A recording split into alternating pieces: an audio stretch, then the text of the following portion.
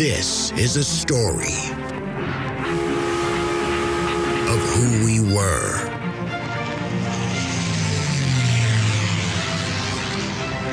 how we got here. Houston, the Eagle has landed. Roger, 20, Tranquility, we copy. And where we are going.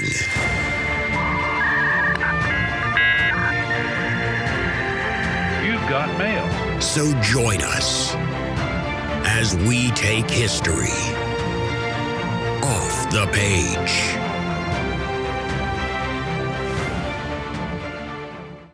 Only those who experienced Auschwitz know what it was. Others will never know. But would they at least understand? Ellie Wiesel, Night. Preface to the 2006 English translation.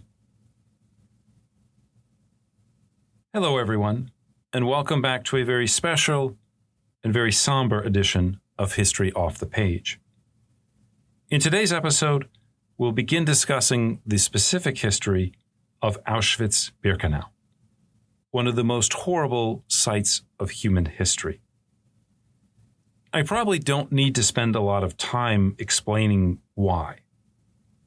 For some, it's simply enough to note that over 1.1 million people, unarmed civilians, old men, women, children, babies, 1.1 million people were murdered there in brutal fashion over the course of 5 years.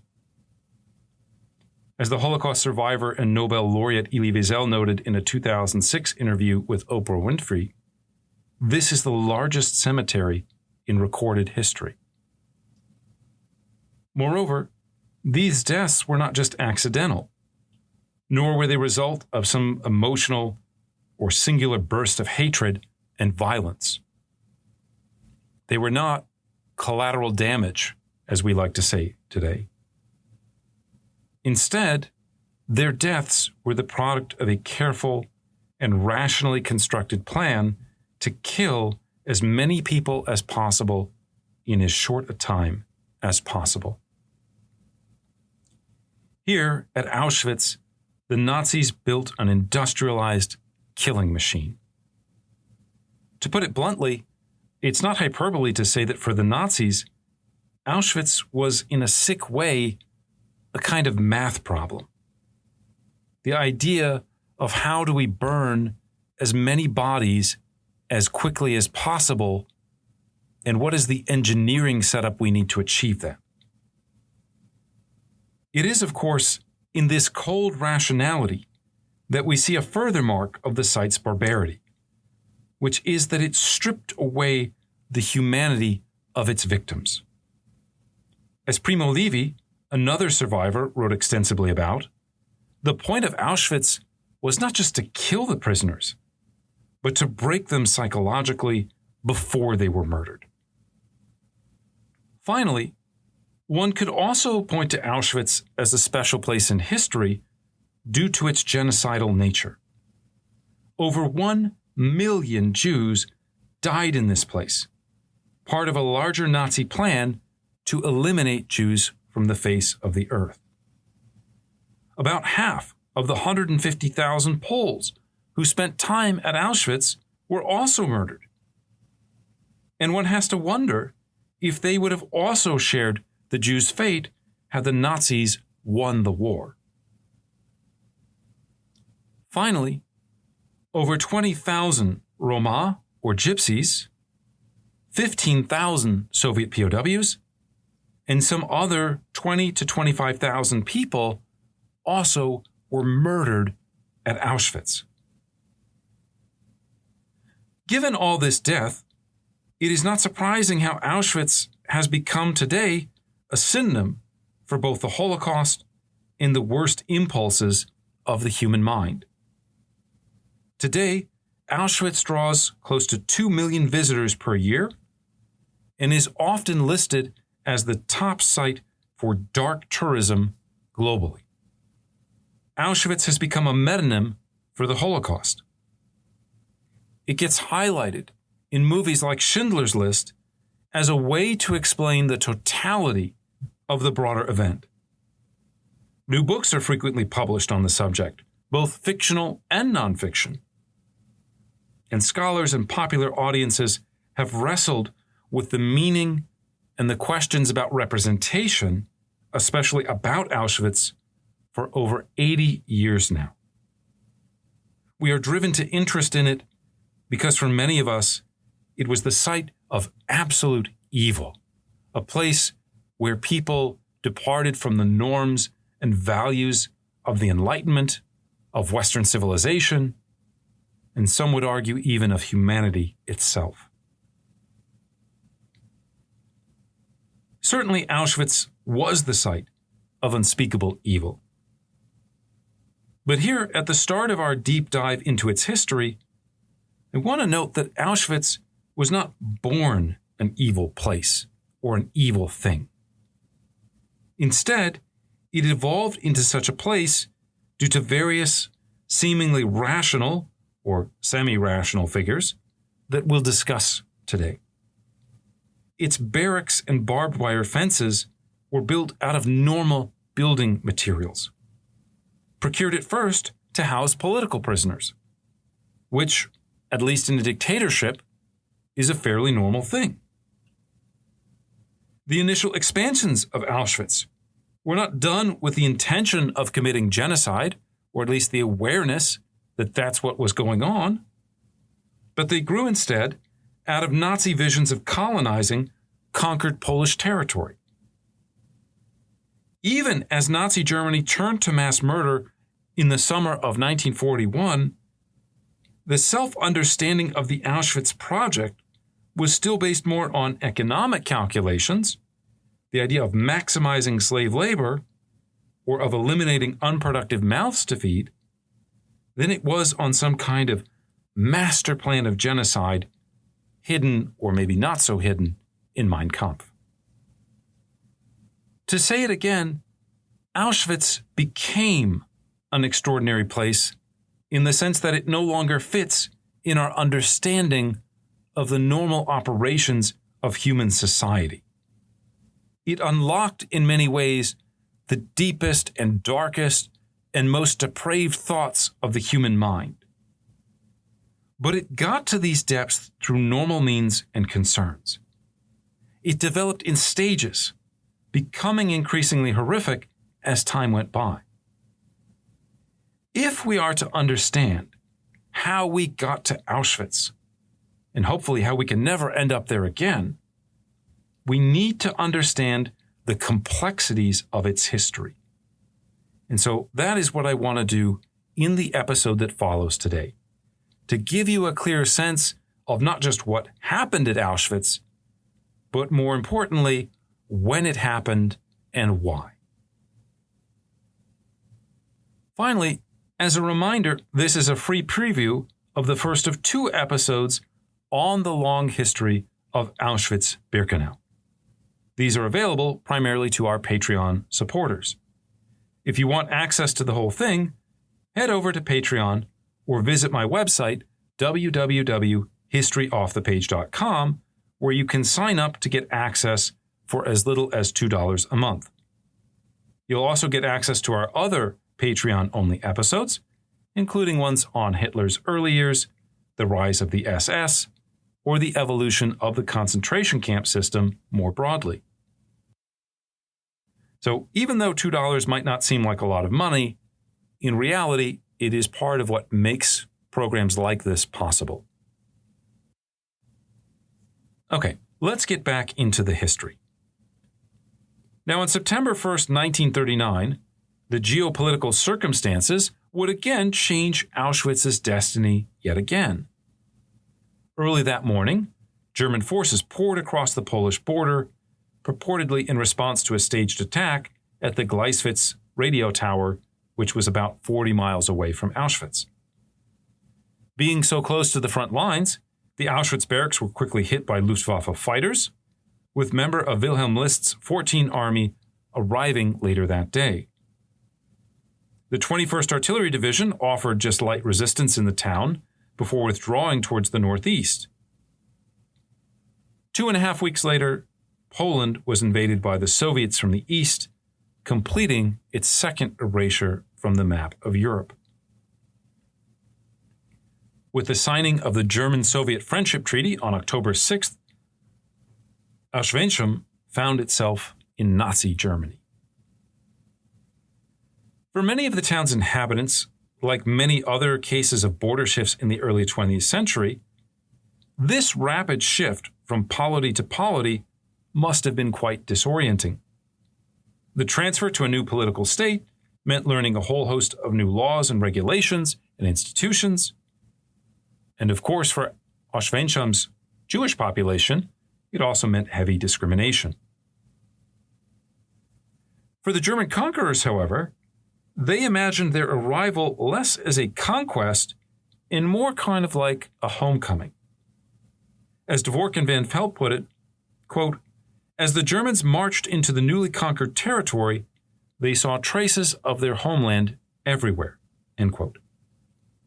Germans understood Auschwitz and the surrounding area not as a part of a foreign land that they were coming to take over, but as part of a long-neglected patch of German territory whose foreign inhabitants, i.e. the Jews and Poles, had done a poor job of stewardship in their absence. The Nazi goal then, at the end of 1939, was again not genocide, but rather to, in their words, reinvigorate the area, a task that they thought could best be completed through demographic reconstruction. And here we come to the second ingredient of the noxious brew leading to mass murder, the Nazi quest to demographically rearrange Eastern Europe.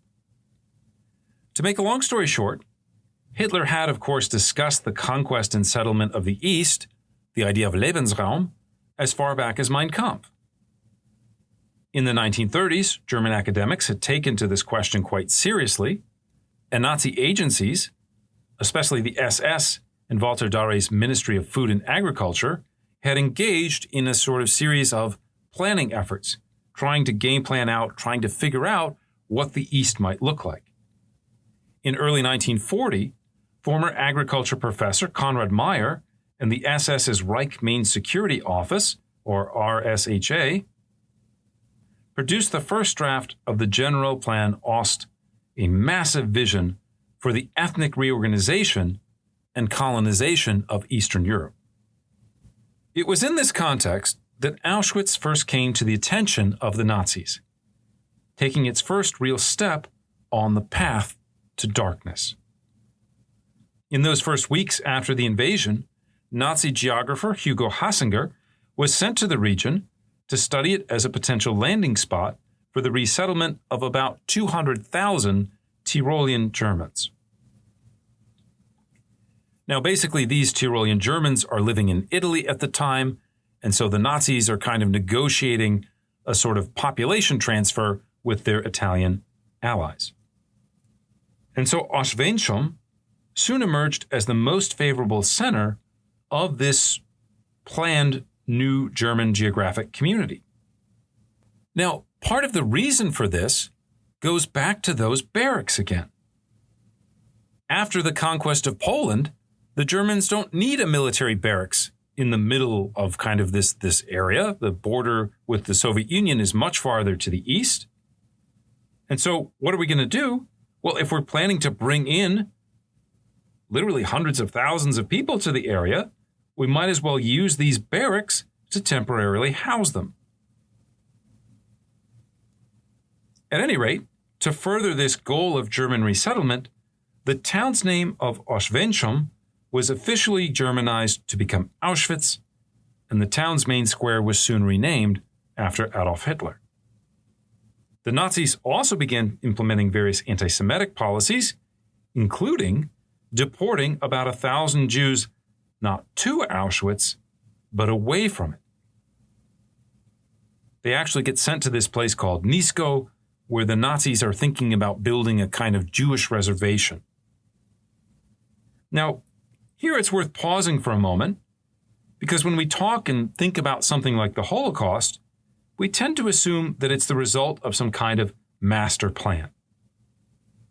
occasionally, especially if you go back and read people writing about the killing of the Jews in the 1950s and the early 60s, you'll find some historians who would argue Hitler had come up with the idea as far back as when he wrote Mein Kampf.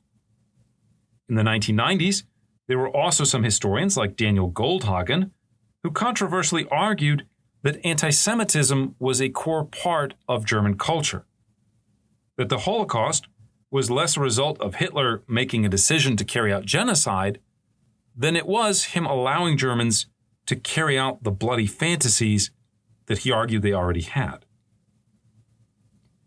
However you fall in this so-called intentionalist-functionalist debate, what we can see here in the early story of Auschwitz is again that the Nazis were not yet ready or had not yet conceived of mass murder by the beginning of 1940. By this point, their emphasis is clearly on the demographic reorganization of Europe, which has more to do with resettling ethnic Germans in that territory than it does destroying the local Jewish population. Now, initially, as they're thinking about what to do with these Jews, they kick around the idea of sending them to, again, an American-like reservation near the town of Nisko, which is a little bit further east in Poland. After the defeat of France in the summer of 1940, they begin talking about the idea of deporting Jews to Madagascar. They figure, look, we can take the French colony, we can ship the Jews there, we don't really need to worry about them. Now, in both of these cases, it's worth pointing out that the Nazis did not intend to provide the Jews with any infrastructure, with any resources. It's kind of like saying, we're going to abduct you and just drop you off in the middle of the desert, and you can figure it out from there. So there is, in a way, a certain kind of genocidal element to their thinking already by 1940. But it is not yet the Holocaust as we tend to think about it. It is certainly not yet the idea of industrialized murder. Again, as I said, the chief focus of Nazi efforts in this period is the resettlement of ethnic Germans. And the chief architect of these policies is going to be Heinrich Himmler. Now, I've already talked quite a bit about Heinrich Himmler in other episodes. So if you haven't heard them or if you just need a quick refresher, basically, Himmler is a pretty smart guy. He works his way up the Nazi hierarchy through a combination of ambition and bureaucratic creativity. Himmler actually is one of the sort of key strategists who leads the Nazis to change their sort of electoral focus in the late 1920s. And then he also becomes head of the Nazi auxiliary organization of the SS in January 1929. Now, when he takes it over, the SS is basically sort of like a small bodyguard unit. It's not particularly noteworthy, and it's actually subservient to the much larger and much more prestigious at that time SA. Himmler, however, would work tirelessly to transform the SS into an elite force. He develops its sort of own mission and ethos and tries to separate it away from the SA so that he can grow it as a source of power. When, in the spring of 1934, SA leader Ernst Röhm comes into conflict with the army, and there's this kind of ultimate conflict with Hitler in the summer of 1934, Himmler was happy to help sort of, quote-unquote, solve the problem in exchange for the emancipation of the SS. At the same time, Hitler also sort of expands his portfolio by getting involved in policing. By June 1936, he had been named as the head of all German police forces. Combining his policing and SS duties, Himmler had also taken over and developed the concentration camp system, starting in the summer of 1933. Behind all of these ambitions, however, Himmler was at heart someone who deeply believed in the Nazi sort of blood and soil ideology. He had actually graduated from the Technical University of Munich with a degree in agriculture, and he was a member of the Völkisch Artemenleague. So as the Nazi war machine is rolling across Poland in the fall of 1939, Himmler seems like the perfect person to head efforts to sort of, again, demographically rearrange the former Poland. He believes very deeply in these racist notions of blood and of the idea that the blood is in some ways tied to the soil. So on October 7th, 1939, just one day after the official end of the war, Himmler was named as plenipotentiary for resettlement. Now, if you follow modern kind of American politics, we like to toss around this word czar. We talk about people being the czar of this, the czar of that. Doesn't mean they're the king, but it means that they have a kind of like autocratic control over bureaucracy with a particular mission in mind. And so if you want to think about Himmler as being the kind of czar of resettlement, that would be a sort of accurate description of his role in Nazi Germany, or one of his roles, in late 1939, early 1940. His job was literally to bring back more of those ethnic Germans, now also from Nazi allies like the Soviet Union, while expelling those who kind of threaten this German domestic project. Always full of energy, Himmler and fellow travelers such as Meyer set right to work, developing intricate models and grand projections for the settlement of millions of Germans that they soon hoped would be resettled on these farms and villages. Another Himmler lieutenant, Reinhard Heydrich, was charged with setting up a central immigration office. And they would approach this question of resettlement not in terms of a free market, as we might expect today, but basically by setting up a kind of office to rationally distribute and resettle these ethnic Germans. Under Heydrich's watch, prospective immigrants were to be placed through a battery of tests and interviews designed to assess not just their loyalty and their political beliefs, but even their racial essence or racial quality. Once this was completed, Nazi bureaucrats would then assign them specific jobs at specific settlements. At the same time, German planners made careful preparations to deport many members of the local Polish population. German policemen would arrive at a designated village early in the morning, sealing it off from the outside world. 2 men were then dispatched to each farm with instructions to the villagers that they were to pack their bags immediately for resettlement. The Germans then helped themselves to any valuables the Poles had, often beating and stunning the Poles in the process. They were then sent to a central meeting point where the Poles would be sent by truck and eventually by train elsewhere. These journeys often took up to 3 days with limited water and food. Meanwhile, back at the farms, a disinfection unit would arrive, usually about 8 a.m. in the morning. They would clean the farms. They would hang a portrait of Hitler in the house along the way. And by 3 p.m., the German settlers would arrive, with the police creating a festive atmosphere for the new arrivals.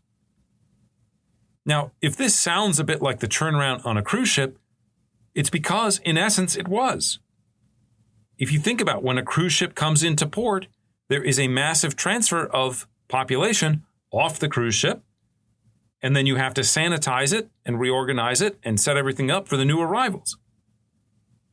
And this is the level of thought process that the Nazis are putting into these demographic changes in Eastern Europe. By the end of 1940, almost 500,000 ethnic Germans had been brought home to the Reich, including places like Auschwitz. And now we come to the third element in our story. As one of the most powerful men in Germany, Himmler's dreams for Eastern colonization carried considerable weight. But they were not strong enough to overcome the even greater need for the Nazis to win the war that had started when they invaded Poland. And so while the Wehrmacht was certainly quite powerful, it could only be as successful as the industrial might of Germany that could back it. Now, if you think about industrial production and the economy, moving lots of workers around, deporting people, bringing new people in, this kind of interferes with production. Economies like stability. Economies like rationality. And so as a result, Himmler's fantasies of colonial settlement come crashing down when it comes to reorganizing the part of Poland that's closest to Auschwitz, which is Upper Silesia. Silesia at this point is one of the most industrialized areas in Europe. Silesia has some of the biggest coal deposits and is one of the most important sort of, not just production facilities, but especially sort of raw material facilities in German territory. If Himmler goes into Upper Silesia and starts deporting large numbers of Polish workers who are at these industrial enterprises, this is going to interfere in very fundamental ways with the war effort. So Himmler has to put the brakes on some of the demographic reorganization, and especially, again, the idea of moving the Poles. However, that doesn't mean that you can just leave the Poles alone. One of the great fears of not just the Nazi Party, but also the Wehrmacht, is a repeat of 1918. The idea that the Poles could go on strike, that they could organize some kind of resistance, that they could undermine the war effort from behind, this is something the Nazis cannot tolerate. So how can we discipline that population and force them into obedience? What better way than to build a concentration camp? After all, a lot of the regular prisons are already full, and those regular prisons were never designed to hold tens of thousands of political prisoners. So it's in this moment when the SS and Himmler are trying to kind of figure out, okay, what do we do, that the SS leader for Upper Silesia, a guy named Erich von dem Bach-Sewelski, charges his adjutant, Arpad Wigand, with finding the most appropriate place in Poland to set up a major concentration camp. And lo and behold, what does Wigand come across but this large, abandoned military barracks and former transit camp that just happens to be located at this small Polish town of Auschwitz.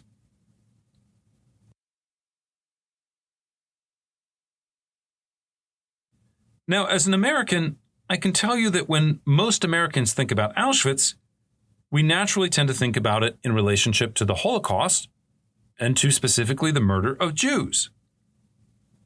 But again, it's worth noting here that it isn't born this way. It gets this way through a process of historical evolution, and that process often involves people who aren't Jewish. The story of Auschwitz, as Auschwitz in all caps, begins not with Jews, but with Poles. Almost exclusively, the initial prisoner population of Auschwitz is not Jewish, but Polish. At any rate, after some initial resistance, Himmler orders the creation of a concentration camp in the former Auschwitz barracks on April 27, 1940. Okay, this will end the free preview of our Patreon-only episode of the history of Auschwitz. If you'd like to hear the rest of it, or the subsequent episode on the history of the death camp at Birkenau, you can access it by becoming a Patreon supporter for just $2 a month. If you're not familiar with Patreon, it's a website that helps support content creators, and you can just Google Patreon and History Off the Page to find it. Alternatively, you can also find a link to it on my website, www.historyoffthepage.com. Anyway, that's going to be all for now. We hope you join us next time as we take history off the page.